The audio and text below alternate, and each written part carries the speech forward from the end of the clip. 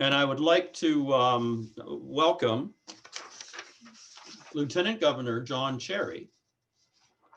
He's served as a state representative, a state senator, and as the Lieutenant Governor of Michigan. As you hopefully will go and see with his bio, he has a well-deserved reputation as a fair-minded legislator who has forged relationships with others regardless of political party. That really stands out to me nowadays. For John, his many distinguished accomplishments and honors, please visit his bio on our speaker's profile page. I'm going to hand things over to him, and also what we're going to do is bring up all the rest of the organizers and take it from there.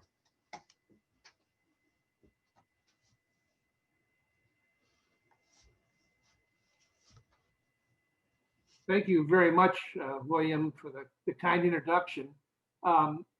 Let me say at the outset that I want to commend the event organizers. You know, as Gus Noble had mentioned, neither he nor I were able to devote as much time to this as we might have in the past. But it's pretty clear that the job that William and John and Camilla and Maggie did is phenomenal. It, quite frankly, is the best conference, the best Scottish North American community conference that I've participated in. And so I want to congratulate you for doing an outstanding job. And I say that because first of all, let me say that this segment is really an opportunity for us to try to get a sense of the themes that ran through the conference. If they raise additional questions in our mind, it's an opportunity to articulate those, or if they simply raise thoughts in your mind, I would encourage you not to pose a question, but to pose an idea that we'll share with the body, and others might react to it. We are limited somewhat in time, but I think because it is the wrap up, we'll spend a little time here. Let me say that right at the outset, I was really intrigued by the theme of the conference, the relevance of Scottish identity in a globalized world. Now, on its face, that seemed to be pretty straightforward to me. There's a lot of literature out there that suggests that it was the Scots that created this globalized world, that they weren't intimidated by borders, they were comfortable in migrating, and they brought a culture with them, and they created a North Atlantic world that began to dominate the world's economy. And so the Scots were very much at the foundation of this globalized world. But as the conference unfolded, it became clear that the theme wasn't so simple. There were a lot of little aspects to that. For example, you know, what I learned, what I gathered, that there are different pathways or different engines for driving this transference of identity. And they were covered today. You had culture, education, tourism, migration. All of them are pathways for moving this culture from one place to the next, and in that way becomes relevant to a globalized economy. I also was struck by the whole idea that identity isn't just an individual concept. It is a collective concept. You know, we talked about DNA, and that's a very individual aspect. But then Mr. McLeish raised the notion that the Scottish Enlightenment gave to us a more human aspect that Scots need to be attentive to and have been attentive to. And that really is more of a collective aspect. There was also the notion that that there's a unity that rises above, and this comes back to the whole notion of Scots not being intimidated by borders. But Donna Heddle made the point that when Robert Bruce became king, he was king of the Scots, not king of Scotland. So this notion of being a Scot expands and exceeds and goes beyond simply a border and becomes perhaps globalized. So in that context, I found the conference to be extremely interesting, extremely thought-provoking, but I would be interested in some of your reactions. John, what's your sense? What did you gather out of this? Good morning, John. Good to see you.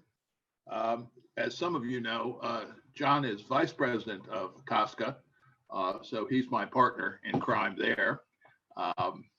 And I haven't had a chance to get together with him physically this year, but it's very good to see you. I know you've been busy in an election year, but we have that behind us now, so we're all kind of focusing back on heritage issues.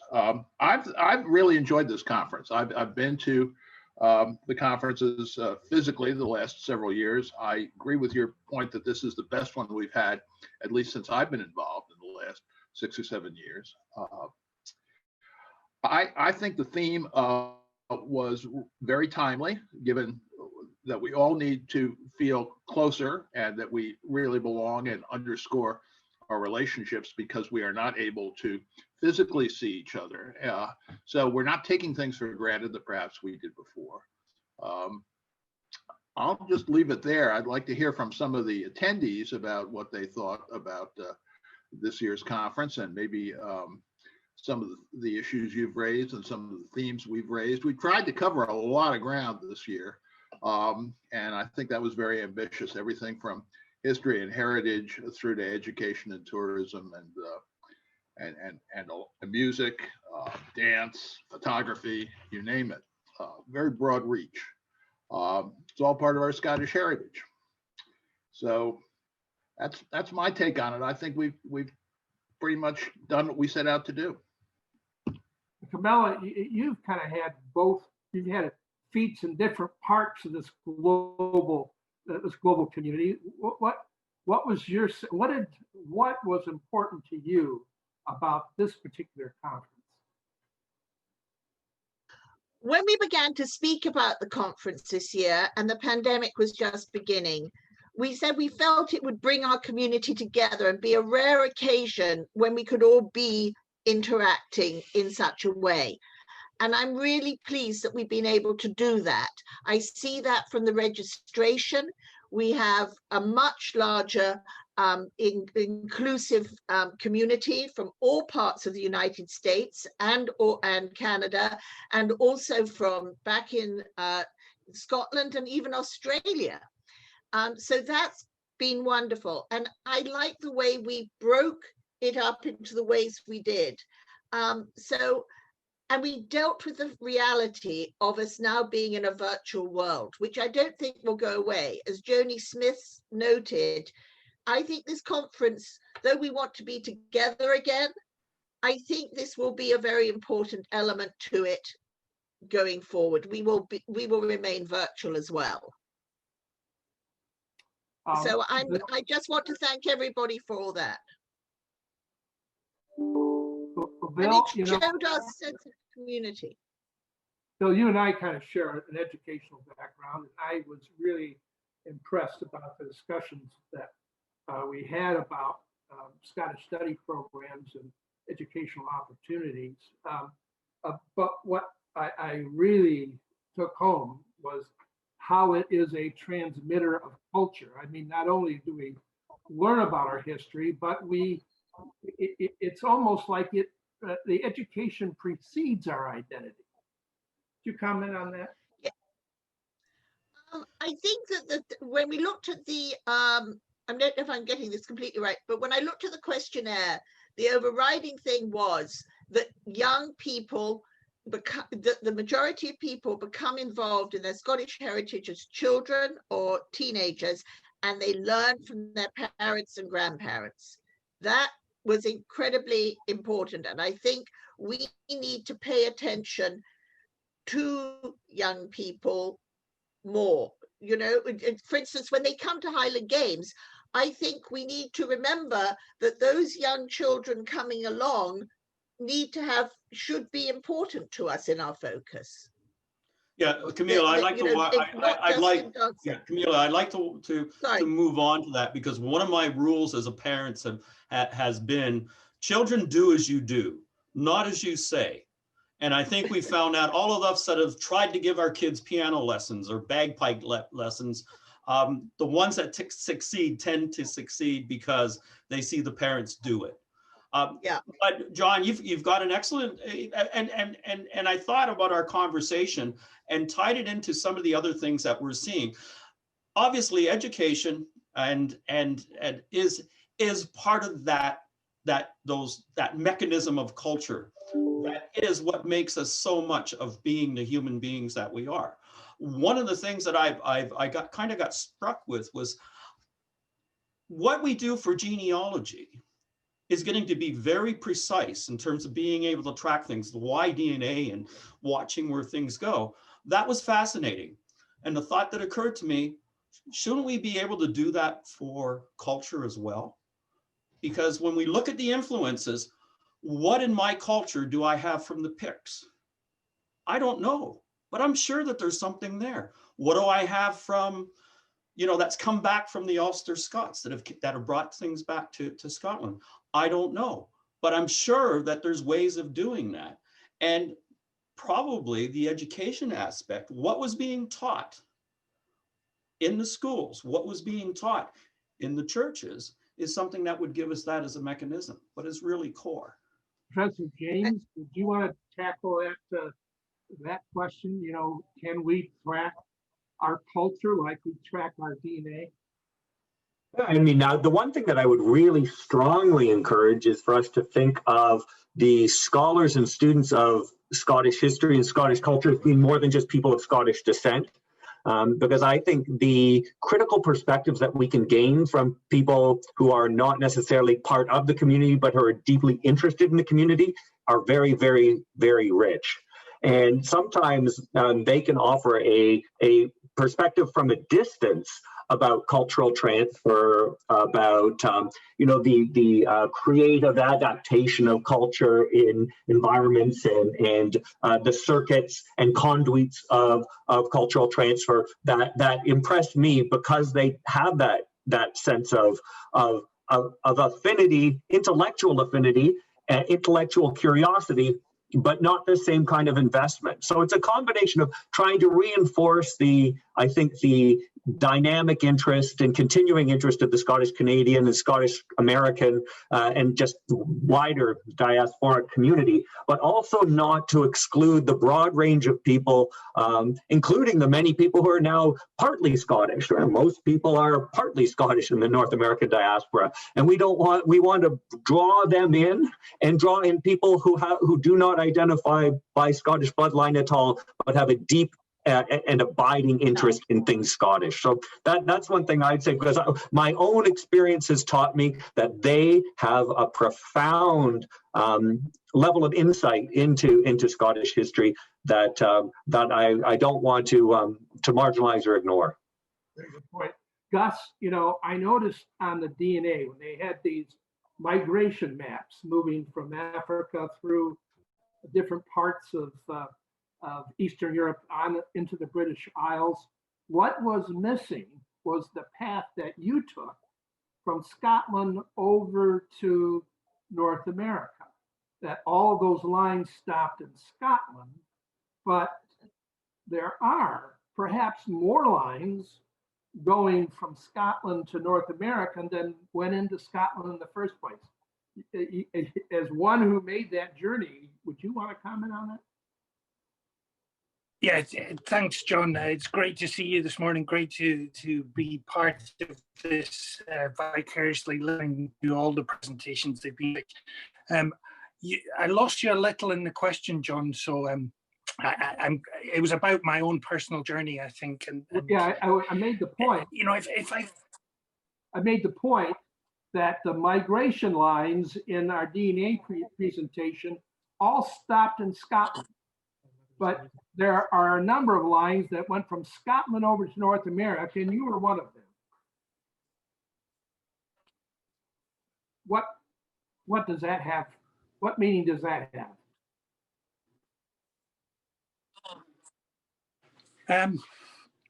Well, again, I'm sorry I lost you, John, there in the middle. It could be my signal here, but perhaps if I could, I don't want to take up too much time, but one thing that the conference has taught me, in fact, one thing that COVID has taught me running a senior living community is that we're all in this together. We will survive and keep COVID from our door if we accept that the best way to protect one another is to protect ourselves first. The sense of community, of being in this together, is what will get us through COVID. And surely, I think what I'm hearing from this conference, that the same thing, that same feeling that we're all in this together when it comes to tourism, when it comes to our commitment to identity, exists. You know, we're all in this together, and we can help Scotland, and Scotland can help the international community of Scots if we commit to working together.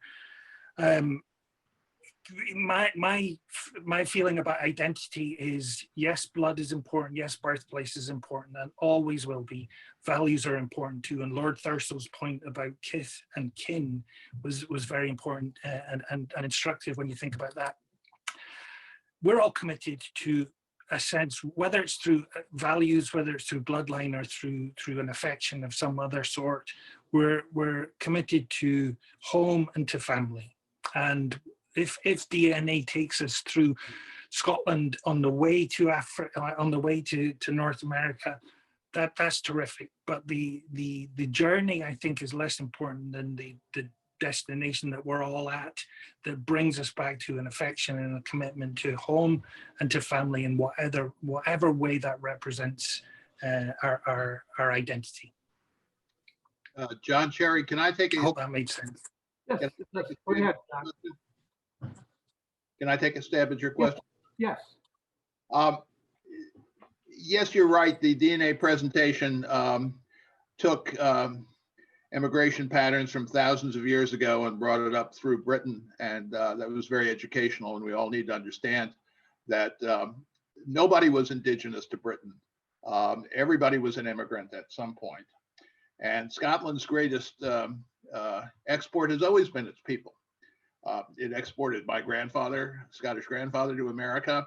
It exported Gus to America, lots of other people to the United States, to Canada, but also to Australia, to South Africa, and a lot of other places. I was struck, as many of you know, I'm an attorney and I work with other groups of attorneys, some of whom are from around the world, worked with a number of young Africans, including Nigerians who are British educated. Some of them are members of the bar in Britain, all very interested in clans and heritage in Scotland because they have that themselves. And one young woman, African attorney, now living in America, said to me, do you like Scotch eggs?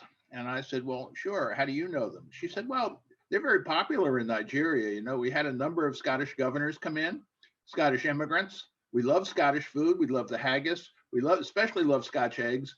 We have them on all of our holidays. Now, there's an example of Scottish diffusion around the world. People who have never been to Scotland but love Scotland, know quite a bit about it, love the food, love the culture. So that's an important kind of diffusion, and it goes on all the time. Henry McLeish has said to me that when he's attended Burns suppers and St. Andrew's Society meetings around the world, invariably there's a Scot or two that come out of the woodwork, as happened to him in Japan, in other parts of the world that are not close to Scotland. Here come some Scots who come up to him and say, didn't you used to play football? I'd love to talk to you about what's going on in Scottish football today. It happens all the time. Scots are world travelers. So, you know, those lines of diffusion continue and probably always will continue. Maggie, you are one of those people who made that migration. As I recall your story, you came for one reason, but stayed for another. But can you kind of describe for us maybe something about your personal story that helps us explain this, the Scots' impact on globalization? Well, I was born and raised in England. My parents were very Scottish. I guess you could call them first generation immigrants to, I was first generation, they were immigrants into England. And I had it drummed into me all the time that I was very Scottish. So that's sort of my background and why I'm so interested in attending and participating in things like this. I'm a traveler, and I work for Medical Research Council and the Liverpool University, and the Medical Research Council was about to close down, so I would be looking for another job. And I was persuaded to come and visit Canada by a girlfriend who had emigrated first. And I thought, well, I'll take 3 years and I'll travel around the world working in different places. So I came to Canada and lived in Toronto with my girlfriend. And I had a job at the University of Toronto very quickly, and I had a gentleman's agreement that I would stay for 12 months. And I thought, okay, that's good. I'll get to see all of Canada in 12 months. It doesn't work that way, I will tell you. And after the 12 months were up, I thought, well, I still want to learn more about skiing and canoeing and outside life and all the rest of it. I'll stay just a little bit longer. And then it just kept extending itself. I fell in love with Canada. I mentioned this yesterday, I fell in love with my first husband. I fell in love with my children that I had. And I realized that's when I started getting involved again in Scottish community things over here. So that's my background, and that's why I'm here. Had no plan to stay, just came to learn the country. And I hate to tell you this, but I landed here in January the 19th, 1963. And here I am. So that's my story. And incidentally, as far as this conference was concerned, I think as a member of the audience, it's been absolutely fascinating and very instructive, and I learned a great deal. I miss saying hello to the friends that I've made, but it would be much nicer personally, of course. As somebody making a presenter, I absolutely hate it, but that's just me. I feed off the audience, and I don't have an audience to feed from, and I find it very difficult. But anyway, I'm learning a little bit. When Jamie and Bill tend to let me come on screen. Well, as Professor James had suggested, you know, the historian, the American historian, David Fisher Hackett, in deference, I guess, to Bruce Dury, you know, classified or named Gaels as borderers, those who are on the border of England.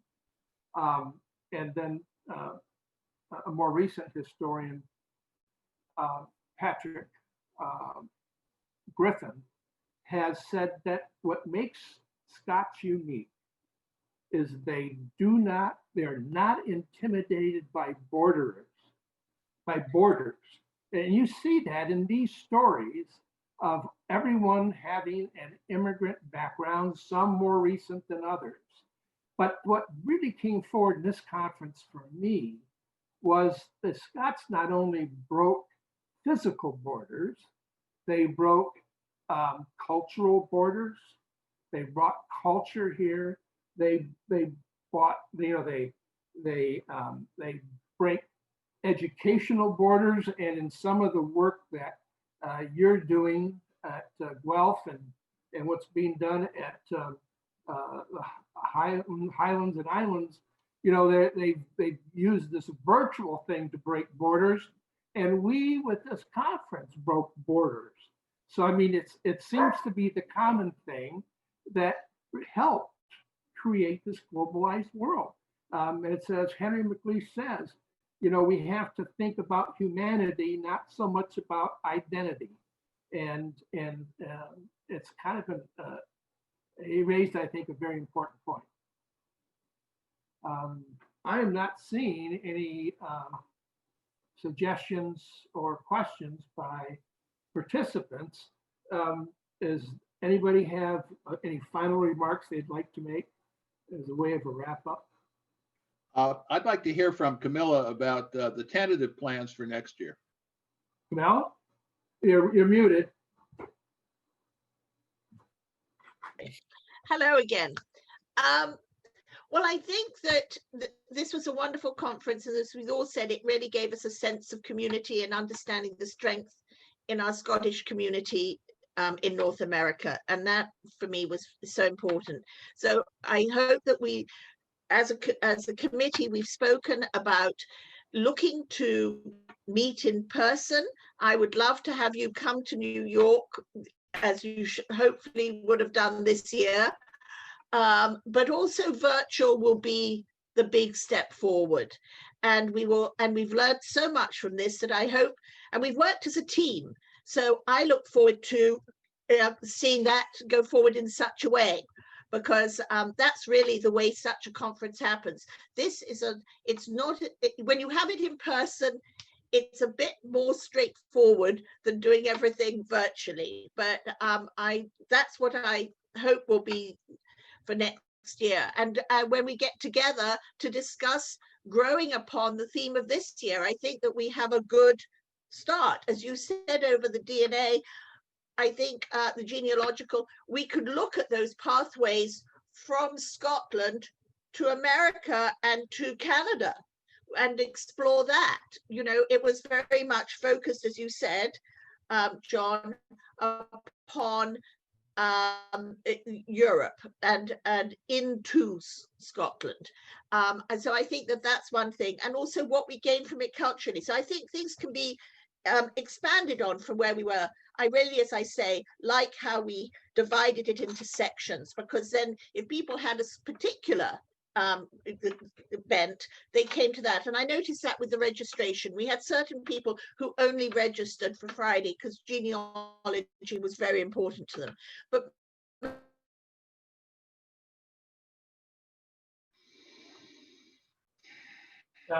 Camilla, you're kind of froze now.